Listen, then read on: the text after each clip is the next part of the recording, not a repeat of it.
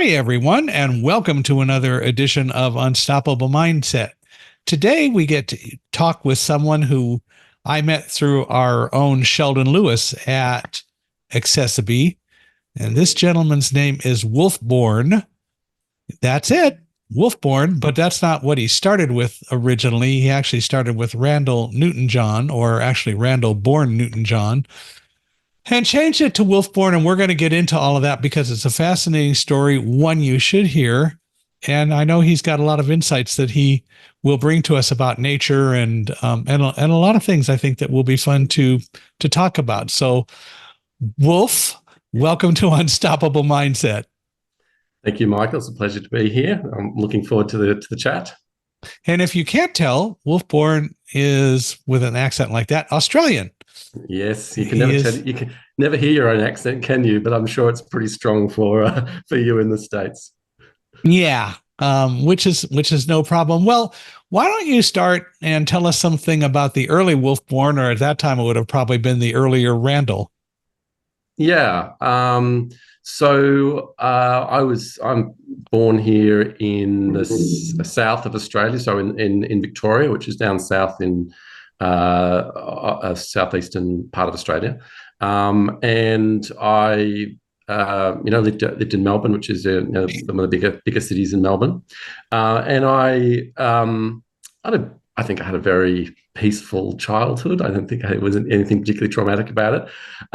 When I reached my early 20s, I kind of made a big switch in my life. And I lived, quite a, as I said, peaceful suburban existence. Did well at school, all of that sort of stuff. And then around my early 20s, I completely changed. I went and lived in Did you do the college thing? I did do the college thing. I got part of the way through a degree, and then I actually went back and completed it later. Okay. And that was in creative writing, professional writing. So that was because my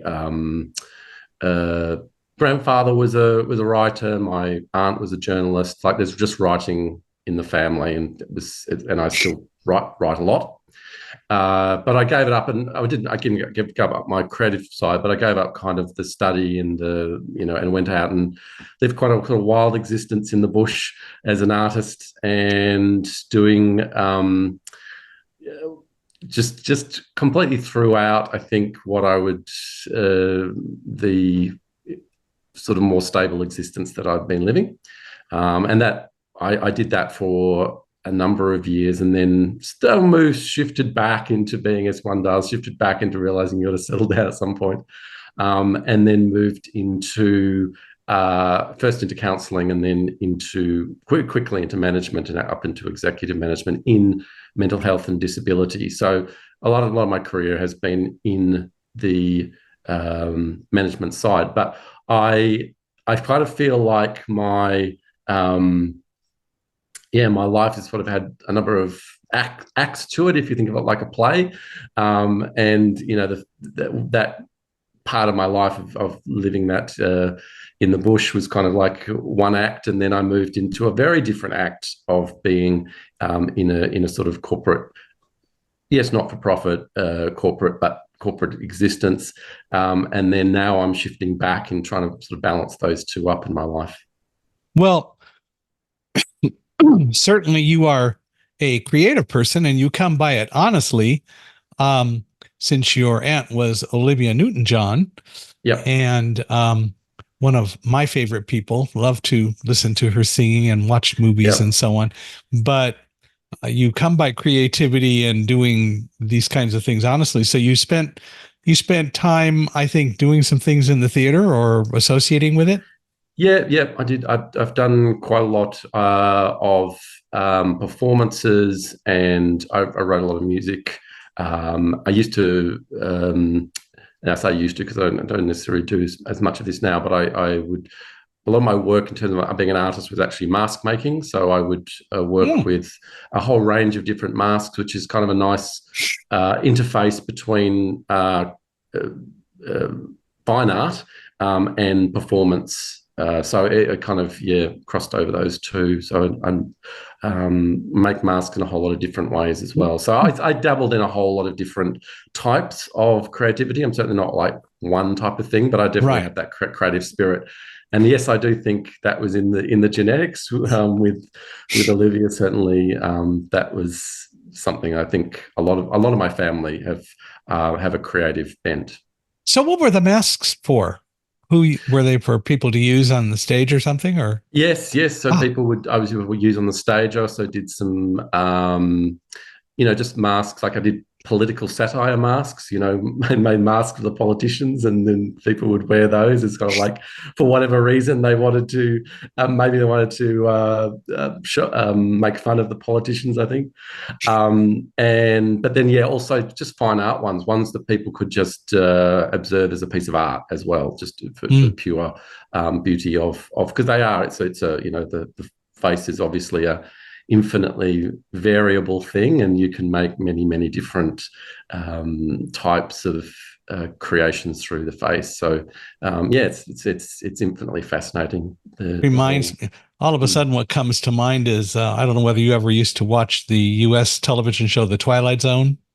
Yes. So there was one that took place on Mardi Gras, and it was this family of very arrogant people, and the uncle was dying.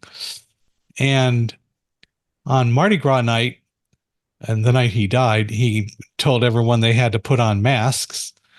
Yep. And they were these weird, horrible looking masks. But anyway, they put them on.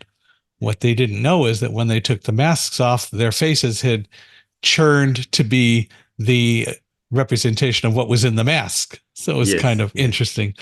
Masks. Masks are very interesting, but they're kind of interesting thing to play around with is in performance, because when you put on a mask, a lot of our communication comes through our body language, and we actually don't see that in ourselves because where other people see it in ourselves. But if you put a mask on, particularly like a blank mask, and just watch yourself in the mirror, you can see the changes to the way that you do your body language comes across to other people. So you kind of learn quite a bit about yourself by wearing a mask at the same time you're covering yourself up. So they're an interesting kind of paradox between something that is hiding you and something that's actually revealing something about you at the same time. In 2001, or maybe it was 2000, I don't recall which, but anyway, my brother-in-law was coming back with his family from France, and we all got tickets to go see The Lion King on Broadway. And that was really fascinating because, of course, they had the animals that were all large puppets on wheels and so on. Yep. And what my wife told me was, as you watch this, you really don't even think of them as puppets or anything other than the animals that they are. You're drawn into the story, which I thought was pretty interesting. I got to go back and look at them backstage afterward. And intellectually, I can understand what she was saying. Yeah, it's fascinating. But I've seen performances. I don't know whether I saw The Lion King on stage, but I've seen performances where people, use masks, really, really well as performers. And there's a point where, like, the mask, they become the mask. It's like you can't tell the difference. It's like they just inhabit the mask, and you feel like they are one with it, and that they're it's not like they're just wearing something on their face anymore. Yeah. So they're really, really interesting, and a lot of Indigenous cultures have used masks. And that, as a way to to connect with the spirits, and they would the mask would they would say would possess them, so they would become one with the mask. So masks have been used by humanity for thousands of years, and have hold a very sort of sacred place in certain cultures. Like if you go to like Bali, and there's a lot of masks that they make in Bali, and they're really they're quite scary, actually. A lot of them, they're like of demons and these spirits and all of these things. But they're amazing, and to see them perform there, it's a really special thing to see. Well, so why did you change your name, and when did you change your name to Wolfborn? That's got to be a fascinating story. Yeah, so not long ago, it was only a couple of years ago, but it was part of this change of moving out of the my corporate gig that I was in. But I've always been, I've had given myself the name of Wolf as a nickname for many, many years. So it wasn't like out of the blue. The wolf is an interesting symbol for us, I think, and for me. When we think about wolves, they're wild, of course, and there's something also mysterious about the wolf. The wolf howling at the moon. It's an archetypal image that has some sort of mystery. It sort of stirs something up in us, and the wolf is interesting also because we think of the wolf pack. So we think of wolves or dogs as being loyal, working together, working in packs. But we also think of them as the lone wolf. The wolf that goes out by themselves and is like a lone leader or someone who charts a new course, right? So I really love the wolf, because I love wolves, but also because they carry all of this meaning, which has kind of got this richness to it. And it sort of plays into my this third act, if you'll call it, of my life, of moving into really this connection to nature and to our own wildness, and to finding that wildness inside us. So many reasons. When I put wolf and put Borns, actually came from an ancestor I had. My great grandfather was actually Max Born, who was actually a famous physicist. So I was wondering where the Born came from. Well, that explains it. Yeah, he was Max Born. He worked with Einstein and theory of relativity and quantum physics, and which won a Nobel Prize, I think it was in the 40s for it. So so I had again another shot at creativity. So you have it from all sides. Yeah, from another angle, right? From the scientific angle. So he died in the same year I was born. So that's why I was called. That was what given the middle name Born, because he died in 1970 when I was born. I looked at wolf was very Germanic, I could be someone straight out of Germany, but that's just, I guess, honoring that Germanic heritage that I do have. Wow. So you changed your name to Wolf Born, and you clearly, I think you describe it very well when you talk about your life being in several acts. And of course, for me, the act you kind of did a little bit of what you're doing now earlier on, but then you moved away from it and went back into the corporate and nonprofit world and so on. But tell me a little bit more about this whole idea of nature and what you did before and maybe what you're doing now. I would also say, I bet a lot of people, at least years ago, probably thought you flipped your wig. Yeah, they did. My mum was a little bit concerned for a while. I think she was quite happy when I started settling down. But that said, I think she also appreciates that I was, and now we have many conversations, and I think she appreciates what I was trying to do, which was to try to chart, be the lone wolf, trying to chart my own course in the world, and that meant that I had to break free and do my own thing. So it's interesting. Back in when I did that, what I call the wild child phase,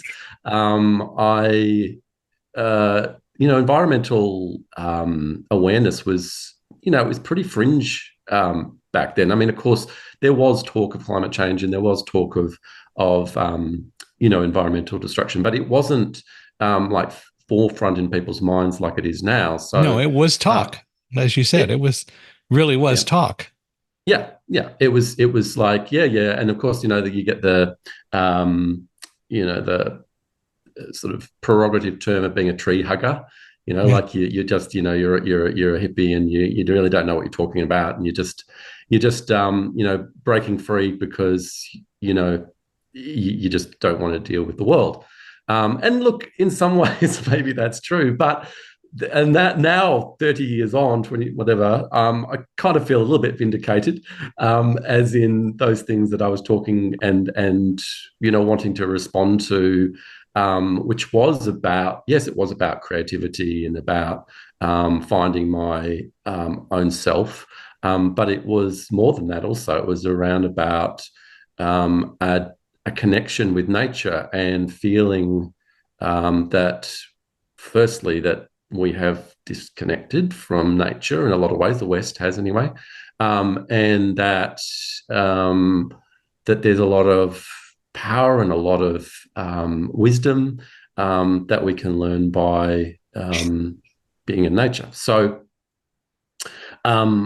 I've taken that now, and because of I have been in the world in my second act, and I have learnt those rules and understand how the world's structured and how we make the machinery work. So for me, it's around. It's not so much for me around that we return to a state, looking to return to a state which is pre-industrial, but it is around that we need to, and I say we as in that's my interest in social change. We need to just open up to nature and all of these effects that we're seeing from climate change and other environmental impacts are just sort of reinforcing that. My interest, there's a lot of work, of course, being done in this area, and it's now happening. Everyone's talking about it, and there's environmental social governance frameworks and a whole lot of different global treaties and agreements and so forth, and so it goes. But my interest is, as a creative person and somebody that's worked in mental health and disability, is really around that inner change, that understanding that we are nature, that nature is not separate from us. Our bodies are constantly being recycled through nature, even throughout a lifetime. We are the stuff of nature, and we're born from it and we die into it.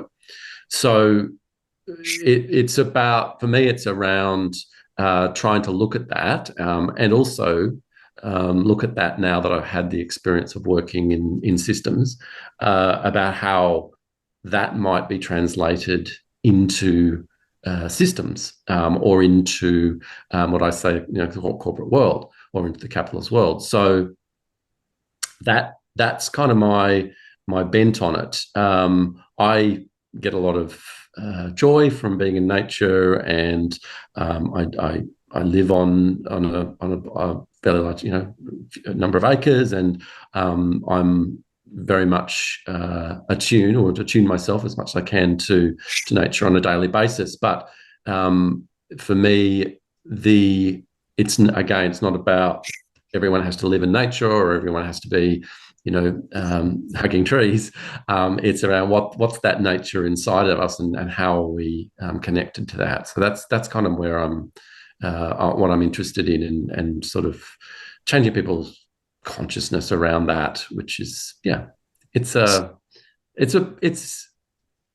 big change. I mean, it's not something that it's always been there. We've always sort of somewhat understood that, but it's a big change to when we've got such a capitalist juggernaut that we have, which has kind of led to, such a degrading of the planet, to then kind of go, oh, now we have to listen to nature and genuinely partner with nature, which is how I kind of put it. It's a big change for us, and I'm still learning that too. I've been born of that age.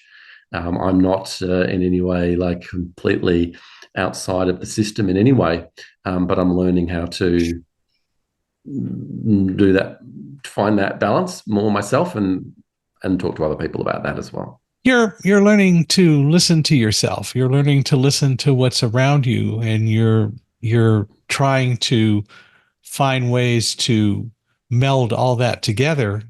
Shouldn't even say find ways. You're finding ways to meld all that together, which really makes a lot of sense, because so many of us just don't listen to ourselves at all. We don't listen to what's around us.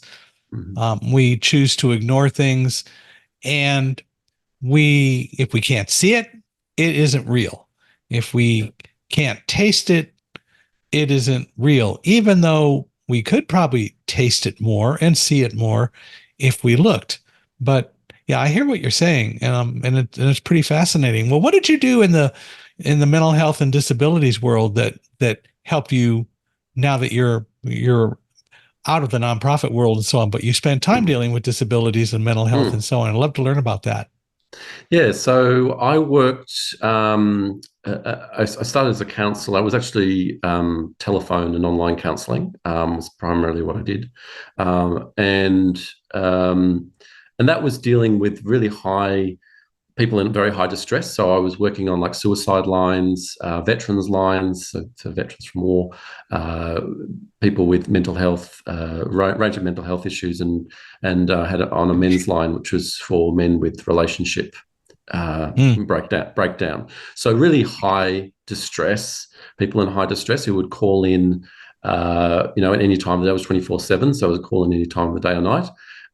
And it would be a short-term counselling to help them to sort of settle and to bring themselves back into a little bit of balance so they could go on alive. And sometimes it was to prevent them from taking their lives, because there were a number of them that were right on the edge of taking their lives when they contacted us. So I guess that sort of really gives you a deep picture into the sort of, well, I call the word darker, but I don't mean that's bad sense, but just the sense that the yeah. distressed or the darker side underbelly of the world. Like, those people. We live in a world where we're often, meant to put a good face on and be, look good and be happy, and then you talk to these people and you realize, well, that's really not, or for every, like, there are a number of people that are really, really struggling with their mental health, and they're still having to get on with their lives. And it kind of made me realize that, we look out the world and we see people who might be on a train or a bus, and we just don't know what people are going through, really. And you had to really, you do hone your feeling of compassion for people. So I moved. So I had that direct experience, but then I moved out of that into very quickly went into.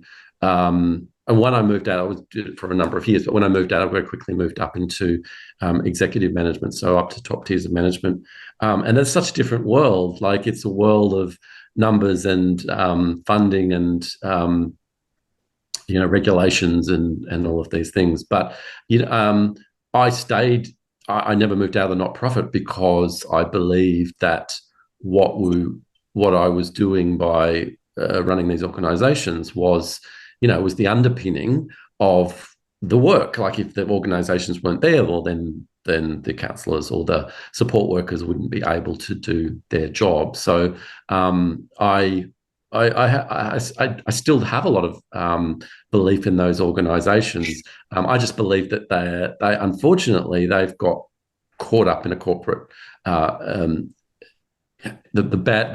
I won't say corporate is always bad, but in the more less more or less positive sides of the corporate mindset, which can be a lot of stress, a lot of not necessarily thinking about the people who are on the ground, the workers who are on the ground, and getting a bit lost in the numbers, a little lost in the in having to deal with the world. And I totally understand why, because I've been there. It's a huge amount of pressure you get from all angles to make that work. But I still very much believe in it. I mean, and the organisations I worked in were good, because, like, the disability organisation I worked in, which was more mainly people with intellectual disabilities, there was still it still was quite grounded. There were the clients were, very much part of the day. I weren't completely disconnected from them or anything like that. But it was still, I felt that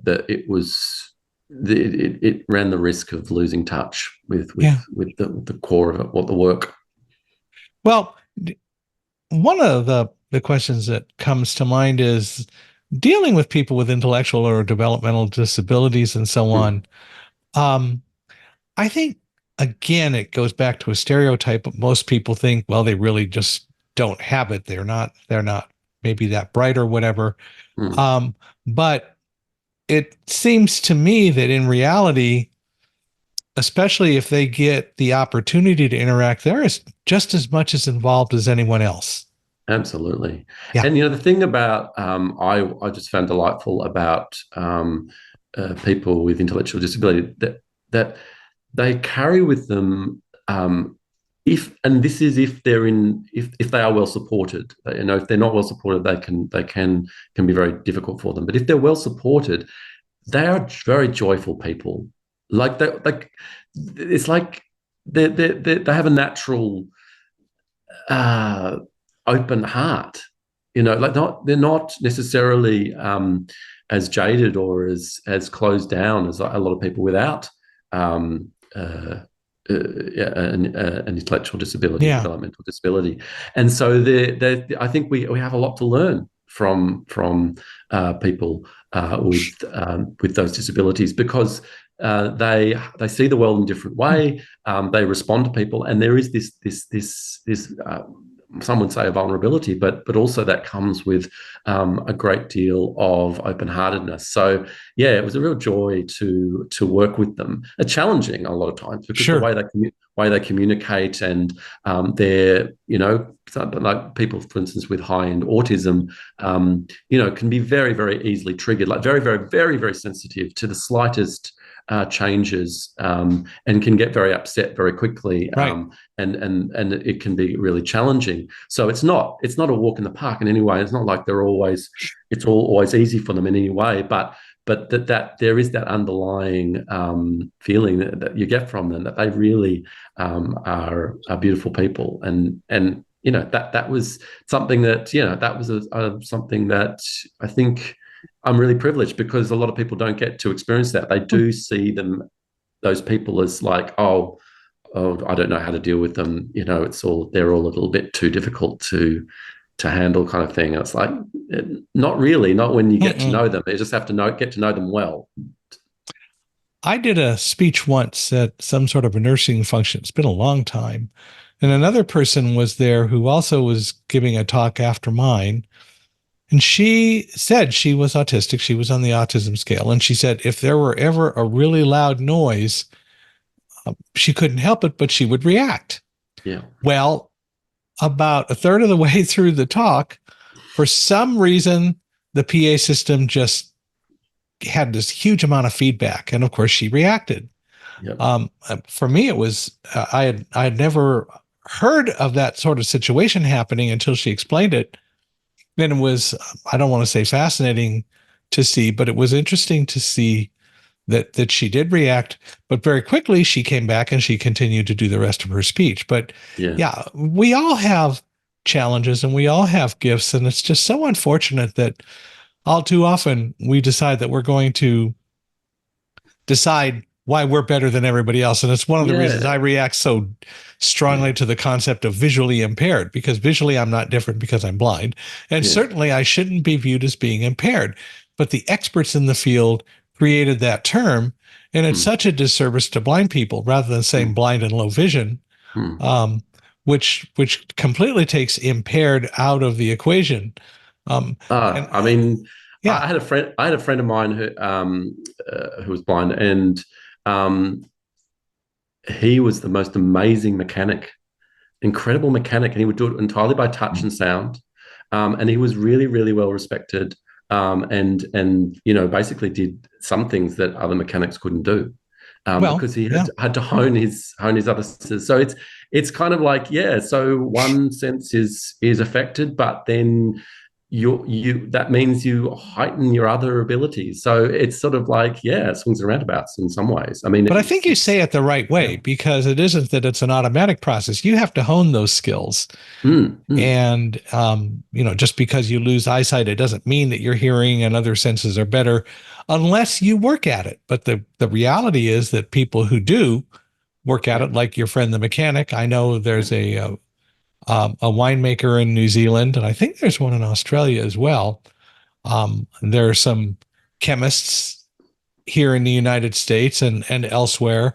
There was a brain surgeon who was blind, Yeah. and the American Medical Association, I don't know that they ever really would grant him a license, except his patients loved him, Yes, I know. you I think know, the and other things sensitivity. like that. Yeah, I Yeah. know. It's and the other thing is, I think personally that everyone has some disabilities. Like Well, I personally think, for instance, me, I'm terrible with heights. I'm just terrible. Like I get worse vertigo, right? And to me, it's a disability, right? For me, in what a do you do sense. when the power goes out? What do you mean when the power goes out? No, the heights, not lights. Heights. What do you mean the power goes out? What do you do when you lose all electricity? I'm okay when I lose the electricity. I don't freak out when I lose electricity. See, but most people do, and I figured that you would say that because you're Yeah, used to being in an environment where you're not necessarily where light is. But Thomas Edison invented the light bulb so that we would have light on demand. And for most people, they don't know how to deal with it if suddenly they lose all access to electric lighting. yeah. And they go off and We, they find a smartphone or whatever, and that's fine. But the reality yeah. is that's as much a disability as anything else, light dependence. Exactly. We become very, and I mean, one of the reasons I don't, because we got lots of power outages where I am, so I get used to them. But but yeah, we can create those dependencies, and therefore we lose our some of our coping skills, which yeah, can in a way can become its own form of a disability or own form of a lack of ability. But yeah, so I think. It's about diversity and that we have different people with different diversities, and if you work with people with with more say intellectual disability where they do need some of them do need 24/7 support because they would not be able to cope in the general Right. world in terms of break thing. But it doesn't mean that they don't have these other parts themselves that can surpass the in other ways, as I said, like the ability to The have gifts that of other people. emotion. Yeah, the gifts of have the other gifts. Yeah, like their ability to keep emotionally open and connected with people. So you were a pretty high level executive, and then you just really decided to drop it all, huh? Yes, yeah, I did. It was interesting, uh, and I didn't really reflect on it afterwards. You don't mind if I go a little bit into the spiritual side of this Sure. because it kind of things, right? So it was not long. So Olivia died in 2022, August 2022, and I had this dream that I met her. It was only a few days after she died. And anyway, she took me through these to some of her friends, and I was there to help her say goodbye to some of her friends. And at the end of the dream, she sort of faded off. And the last thing she said was "Live your light," which was very Olivia because she was all about love and light. Um, and although I didn't necessarily sort of gave up the job thing, but literally a week after that, I gave up my job. And for me, it has been about living my light that I do this because I felt that I'd had my light suppressed, working in a world that probably was not uh, exactly made for me. And so it was a case of being, true to myself and, following that path that I Mm-hmm. felt was more closely aligned to who I was, which it is part manager, part business leader. I don't give that up, but it's also part artist, part uh, counselor or healer, and part environmental activist. So I think I had to respect all those parts of me and integrate those parts of me. So so it was a beautiful dream. I'll never forget that dream because she definitely came to me in spirit, and it was her way of saying goodbye to me. So it was really beautiful. So, um, I won't say that was an eerie sounding dream, because it wasn't. It sounds Mm. very beautiful, and I Mm. appreciate you being willing to share that and tell it. But what so what do you do now, specifically? Yeah, I know you call yourself a corporate shaman. I'd love to learn Yeah. more about that, and exactly what you do Yeah. that helps people. So my journey at the moment is really I've got some, some things that I do. I've got Airbnb and stuff like that. So I've got things going on in the background, just day-to-day stuff to keep me going. But my path is really at this stage around talking to people about, so I'm talking about this, about nature, and about changing that mindset around this idea that nature is separate to us, to being something inside of us. So, talking like on these, I've got a conference coming up. I've got a podcast that I have put online with that theme, and then talking to just individuals. So it's early days for me in terms of my impact, because what I'm saying doesn't always go. Tell you the truth, doesn't always go down that well, because I think a lot of people that they hear, they think, oh, you're taking it. What you're actually saying is take away my profits, and it's like, well, I'm not there to destroy the system, but it does bring up some stuff for people, because I am about, well, we have to change. We have to do something different, and that does require us to actually adjust the way of doing things, and what that means for our profitability, our capitalist mechanisms. I'm not sure. It's not necessarily what I'm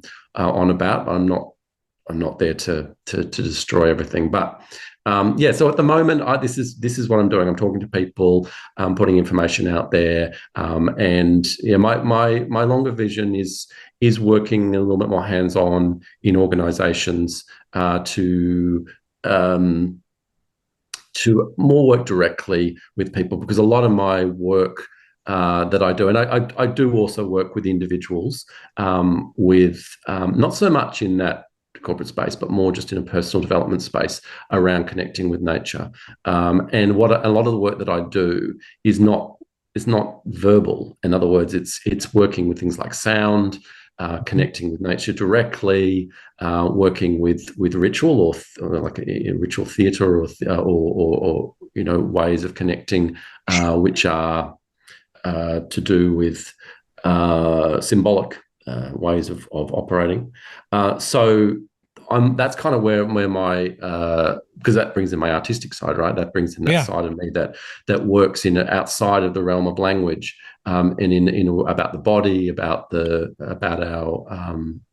our energy. So that's where I'm moving towards. But I do understand that most people operate through their minds and through language, and they need to feel comfortable about that. They need to feel that that I'm not just a crazy person, that I do know what I'm talking about, but also that they understand that there's a lot of science behind this when you start looking into it, and there's also centuries, millennia of history when you go back into Indigenous people that have used these techniques, and these ways of being, and so therefore this is something that people have to sort of get their minds kind of comfortable with before they're willing to jump into something that's non-verbal, something that's Yeah. maybe a little bit scary because it's taking them out of their comfort zone, which is to talk through things. It's interesting you talk about the fact that a lot of people react with, well, you're just trying to tell me to get rid of my profits. And I know that's not what you're saying. And it doesn't need to be that way. But the problem is, once again, people get locked into viewing profit and making money, and that there's only one way to do it. Yeah. And that's, of course, really part of the issue. And so they won't step out and look at other opportunities or other options that may actually very greatly enhance what they do, because it will teach them more about how to interact with other people and Yeah, and help them in forming stronger teams and stronger relationships. And that's what you're exactly. really talking about. That's right, and I think it's my background in not-for-profits. Obviously, a not-for-profit is though they do have small surpluses because they invest that back into their business, but the ethos is it's about the value of what you're helping people with. In my case, in terms of mental health and disability, that's the purpose of the money. Like, the money isn't there just to create the money. Yes, you get paid and people have a livelihood from it, but it's not the purpose of the organisation. So I do hold that. That's been my background, and money is something that is a tool, and it can be used for good or ill.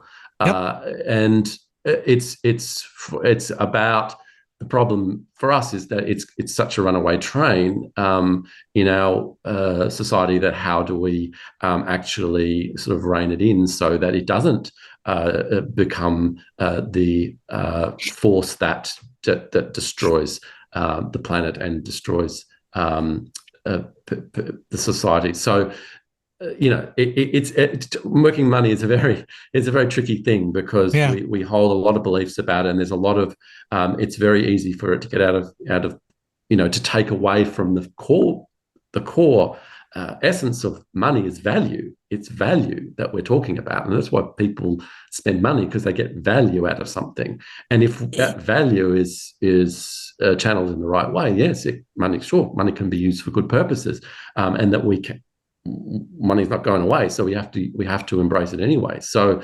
it's about how do we somehow find this value, and this value connected back to nature. It's not an easy path, at all, because we all of the ways in which we structured things, but that's kind of what I'm kind of saying. You've talked about nature being in us and so on. What do you mean by seeing nature within us? Well, maybe one of the ways to explain it would be to think about the cycles of nature. So nature goes through a cycle, which is always the same. It's always birth, growth, decay, death, and rebirth. Like, that's what nature does. It's perpetually going through those cycles. And the ability to recognize that, in order to be in balance with nature, in order to be see that nature inside of us, we've got to respect those cycles, all parts of those cycles within ourselves, and within the groups and the societies that we work in. And in our society, particularly decay and death is not respected. It's shunned, and it's generally seen as something to avoid at all costs. So we've thrown that cycles out of balance, because we've got so caught up in the birth and growth phases that we've lost the respect and the honouring of decay and death. And so it's not to lose the birth, and it's the whole cycle is needed, right? That's the cycles of the seasons. It's the cycles of everything. So to see nature in us is to, one way, and then there are many ways of doing this, but I think it's a sort of a simple example, is to respect those cycles in ourselves, honour those cycles in ourselves and in our relationships, and in the broader communities and organisations that we work in. So it's not seeing it's not necessarily can seem quite esoteric and things, but actually things like that, they're quite simple. But you do see how, once you look at outside, and to look at the way we run our society, particularly in the West, is that we've thrown those some of those basic principles and lost them. Mm, okay. And I can buy that. I understand that. Tell me a little bit more about why it's important for us to align with nature and what that means. So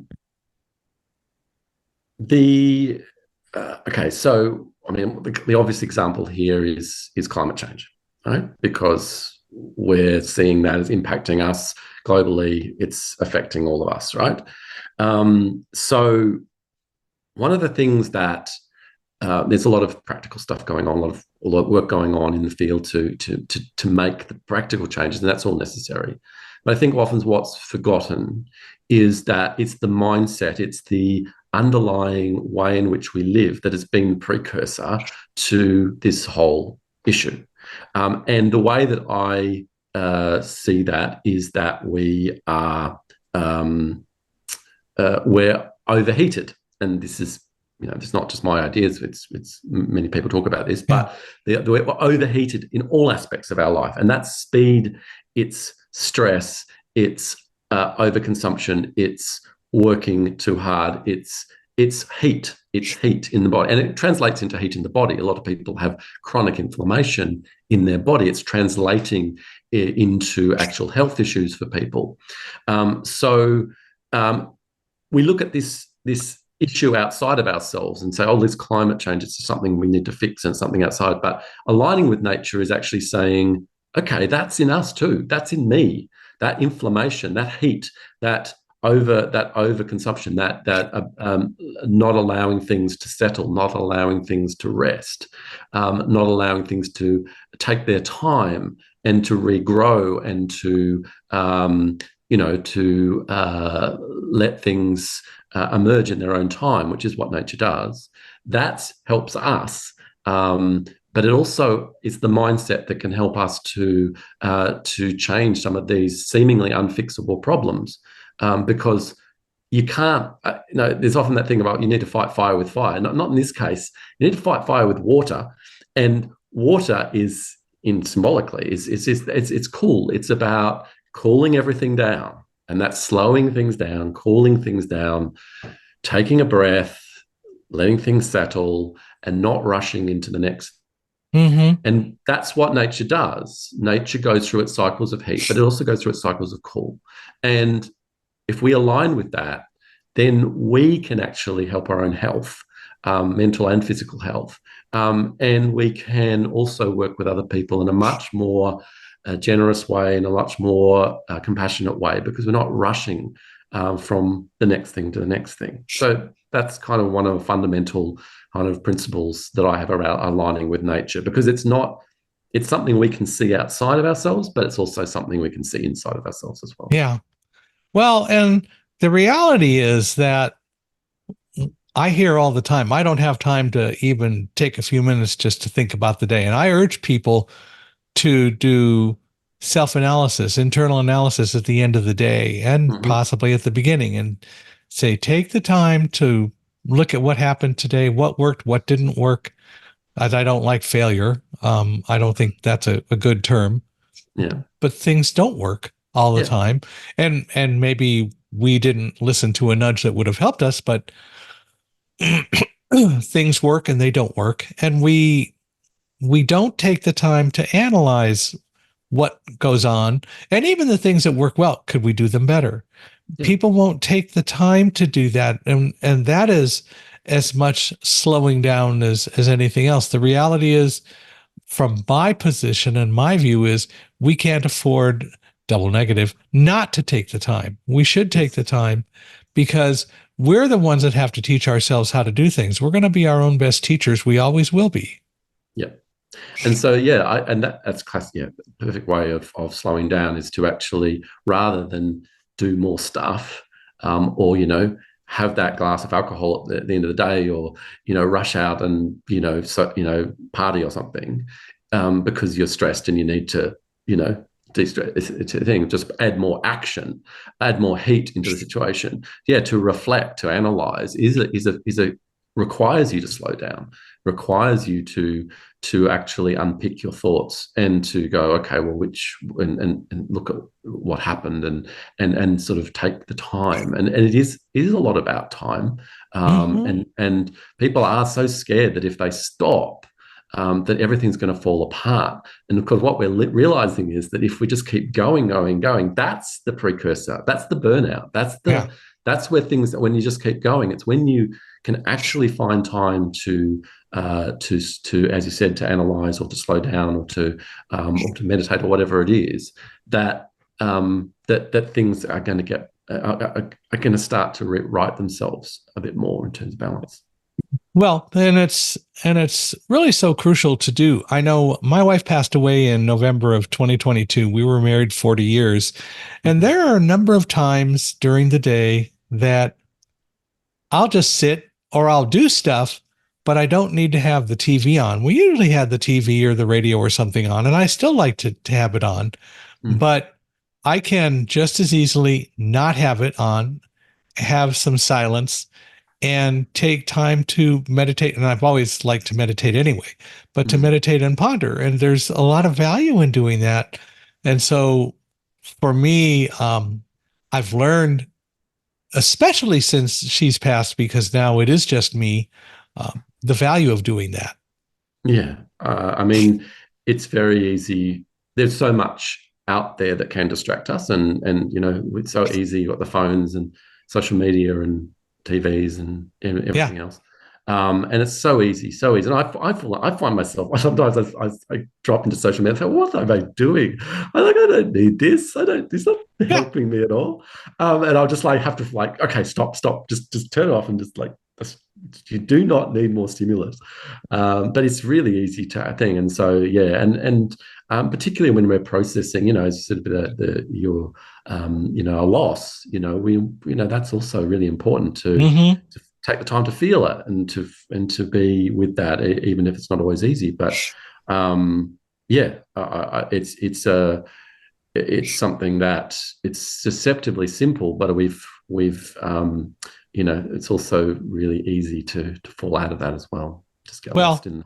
I know for me, one of the things that I tell people is that I tend not to spend a lot of time on Facebook because it just takes too long to do anything. And I'm amazed at the number of people who I do post occasionally on Facebook, and I can't believe the number of people who within just a few minutes respond to it.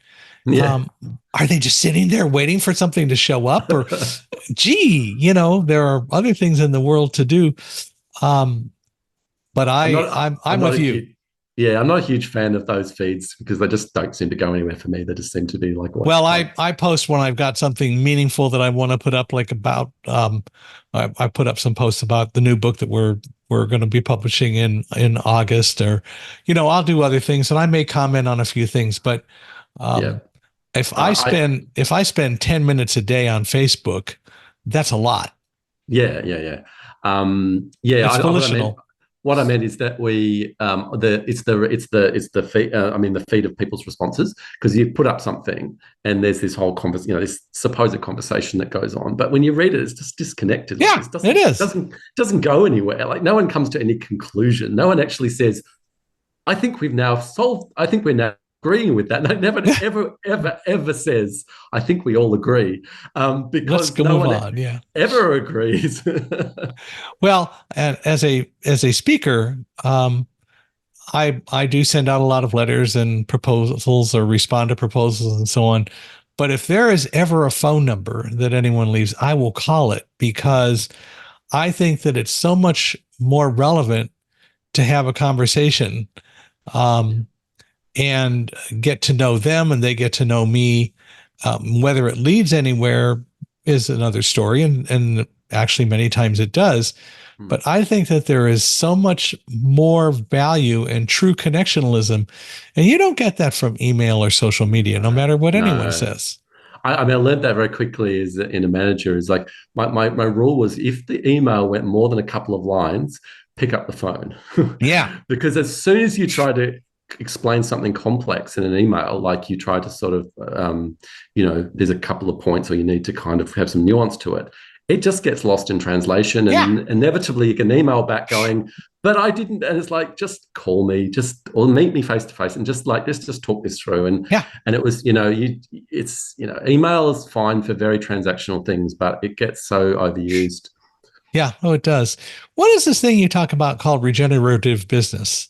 Yeah, regenerative business, the terminology has been around for a few years now. It's kind of taking the idea of sustainable. So sustainable business is the idea that we don't, that we use it's a zero sum game in terms of the impact that we have on the environment. So, we recycle, or we make sure that we're not carbon neutral, all those sorts of things, where we're trying to not make things worse in terms of the environment. But in regenerative business is about, and it's probably an ideal as much as anything, but it's around putting back. So we're in a state where we're in a degraded environment. And so businesses that are attempting to go beyond just being neutral and actually have a positive impact on the environment. Now, whether that's, how that works, it's, there's a lot of, some people can be quite skeptical about that, whether in this kind of system we're in, but for me, it's a vision, an important vision to have, particularly in a degraded environment. Now, it also tends to connect with regenerative society and people as well. But I do like personally to put those two together and not think of them as separate things. And so that as we work with nature, we're also working with the way in which people relate to each other and social value that we have put to create. So what exactly do you do in your business today?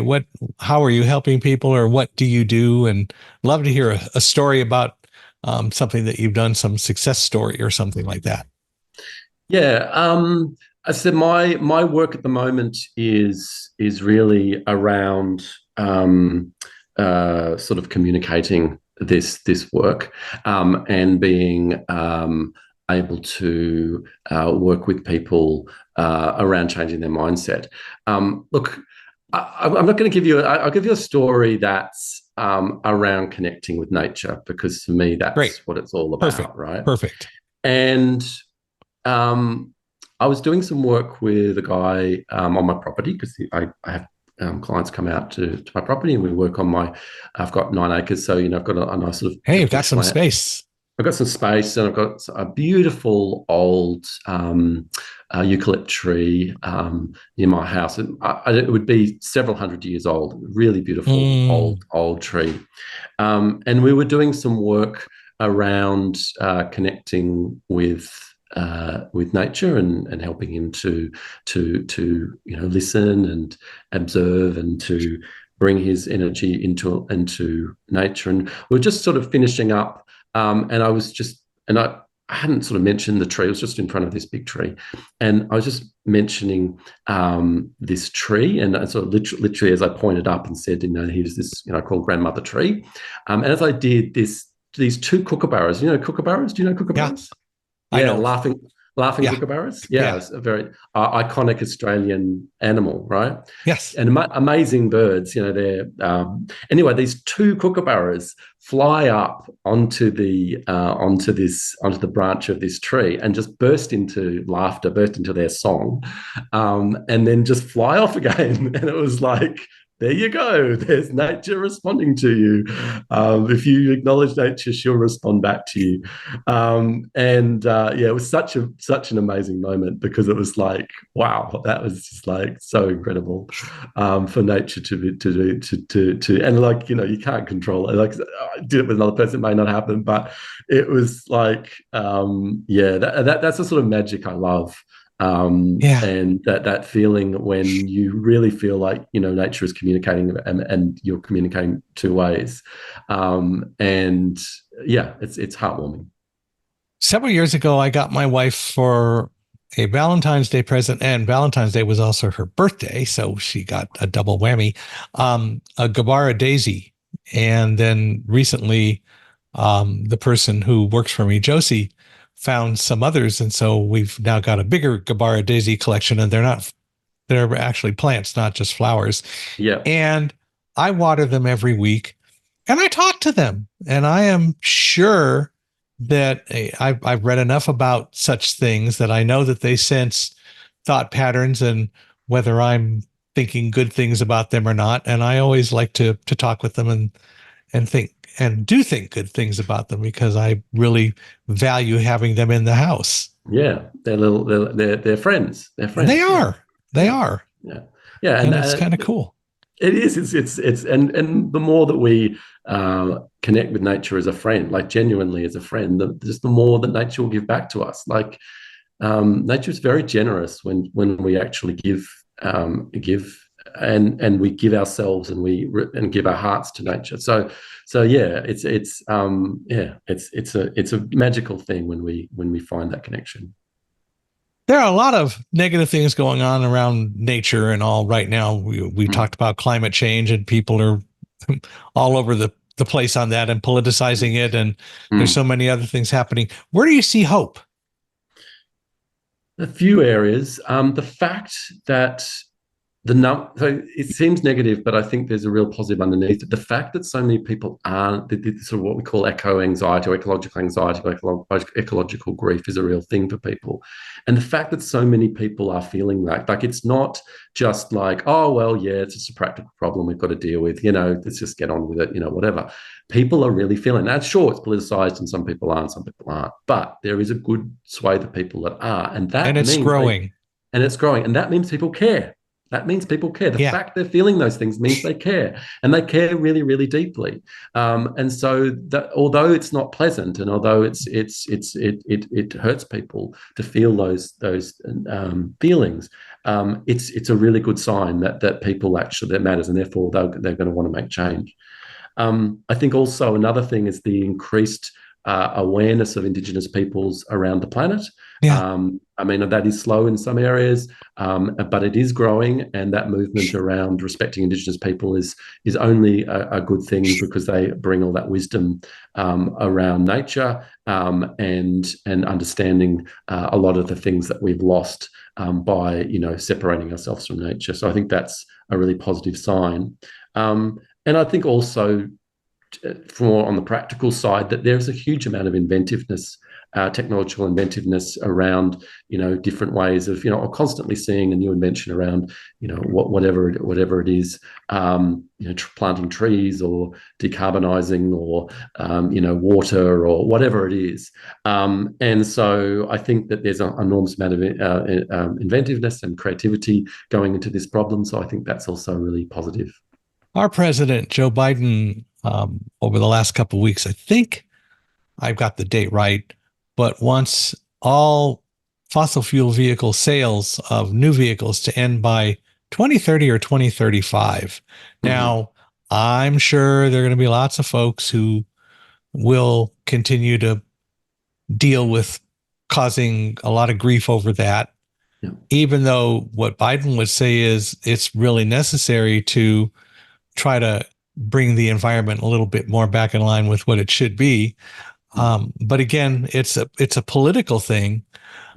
But I would hope that somewhere along the line, some of these people who just want to politicize it and say, well, he's just crazy, might step back and think a little bit about what is really the problem with it. Is it going to really mess up the structure of vehicle manufacturers and corporations? Doesn't need to. It's just so many things. Again, we don't look at all of the options. Somebody says one thing, and there's obviously a lot of vested interest in keeping the status quo. But I think that when you look at it from a logical point of view, no, it's not like we can't do this. It's not. It's absolutely. In fact, I've read somewhere that I know whether it's true or not that we actually already have the technological solutions to make this work, but it's political will is the most difficult thing, and that's exactly why I want to work with people, because they don't. I mean, technology, great, like do it. It's needed, like absolutely fantastic. Not my area, but changing the hearts of people so that they feel and that they connect is to me where the big change will happen, because it's going to change through people making new decisions. Yeah. And it will, I think, I have a lot of faith in people overall, and I have a lot of faith in the planet, and I'm sure that we're going to figure it out somehow, some way. Maybe not as soon as we could, but we'll get there. Yeah. Well, this has really been fun. If people want to reach out to you, do you work with people virtually at all, or only physically? Yes, No, so I work with people in all. I mean, as I said, some of these ways of practicing, connecting, don't require being in nature with me. Or, I mean, it's nice and it's kind of adds something, but being able to connect in with yourself and to nature within can be done. As you talked about, with you just stopping and I can help people to guide them through that. Yeah. So, being the creative writing guy that you are, have you written any books? I haven't written any books. No, I Oh, haven't written come any books. on. You're the guy that has the degree in creative writing, you know. No, I guess part of me was I write for short forms and little Yeah, podcasts I and stuff like understand. that. But I guess because I'm a little bit more now in the thing of I really want to work with this nonverbal stuff, You want to helping work with people people. Yeah. I want to work in the silence. I want to work in the sound. I want to work in the nature, in people's heartbeats, if you like. I want to work with the body. That's kind of it kind of holds me back from like really committing to going full down the book route or something, because I feel like that will put me into more into language, and it's kind of like it's important. All that language is really important, but also this nonverbal stuff. And that's what I'm kind of fascinated about. How do we work with people in a way that's nonverbal, and creating different ways of communicating? Well, if people want to reach out to you and contact you and work with you, how do they do that? They can, I have a website, which is lucidlife.com.au. So say that once more.